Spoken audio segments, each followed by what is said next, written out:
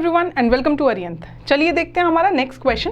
Describe Mendelian disorder in details. Mendelian disorders जिनमें हम बात करते हैं जेनेटिक डिसऑर्डर्स की, उनको हम मेंडेलियन डिसऑर्डर्स भी बोलते हैं क्योंकि मेंडल ने ही जीन्स को डिस्कवर किया था। चलिए इनके बारे में बात कर लेते हैं। So Mendelian disorders, these are determined by alteration और mutation in a single gene. एक सिंगल जीन में जब कोई चेंज होता है, ऑल्टरेशन या म्यूटेशन होता है, सडन चेंज होता है, उससे जो होने वाले जो डिसऑर्डर्स हैं उन्हीं को हम क्या बोलते हैं, मेंडेलियन डिसऑर्डर्स। और ये डिसऑर्डर्स दो टाइप के हो सकते हैं, रेसेसिव भी हो सकते हैं। अगर जो अलील जिसकी वजह से डिसऑर्डर हुआ है वो रेसेसिव टाइप का है तो डिसऑर्डर भी रेसेसिव डिसऑर्डर होगा। लेकिन अगर अलील जो है वो डोमिनेंट टाइप का है तो डिसऑर्डर भी डोमिनेंट टाइप का होगा। सो अब यहाँ पर देखिए, अब जो क्रोमोसोम है जिस पर, या फिर हम बोल सकते हैं जो जीन है जो अफेक्ट हुआ है वो कौन से क्रोमोसोम पे प्रेजेंट है। दो टाइप के क्रोमोसोम यहाँ पर होते हैं,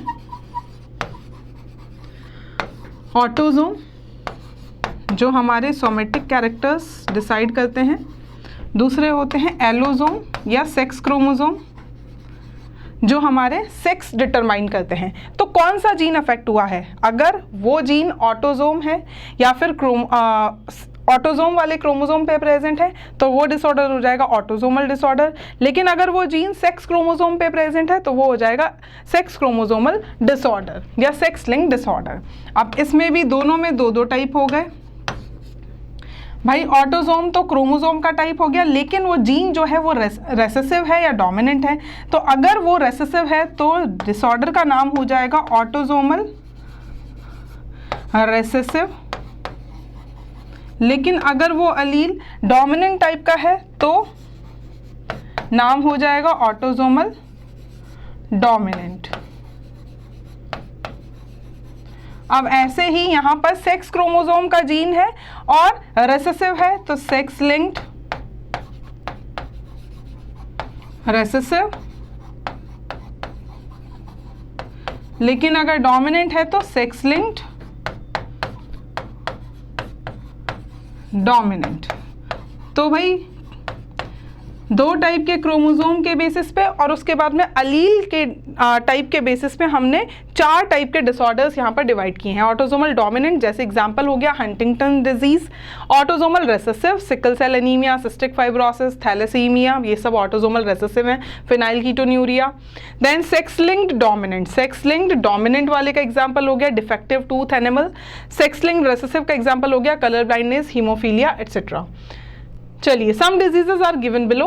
Color blindness person suffering from this disorder is not able to distinguish between red and green color. Color blindness से जो person suffer करता है वो red और green color के बीच में differentiate नहीं कर पाता। और जो जीन कंट्रोल कर रहा है color blind को वो कौन से क्रोमोसोम पे situated है, X chromosome. X chromosome sex chromosome है और ये किस टाइप का अलील है, रेसेसिव है। तो ये कैसा हो गया, सेक्स लिंक्ड रेसेसिव डिसऑर्डर हो गया।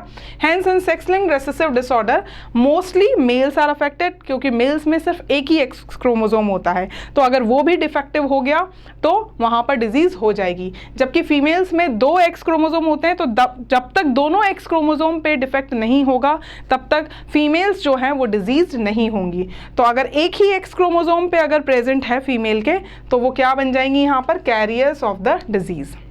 Haemophilia is also known as bleeders disease भी बोलते हैं, क्योंकि पर्सन जो इससे सफ़र करता है वो ब्लड क्लॉट नहीं फॉर्म कर पाता है, क्लॉटिंग नहीं होती है। तो हल्का सा भी जो इंजरी है या वुंड है या हर्ट है वो कंटिन्यूस ब्लीडिंग कॉज करेगा जिससे कि डेथ भी हो सकती है पर्सन की। This disorder is due to X linked recessive type का डिसऑर्डर है ये भी।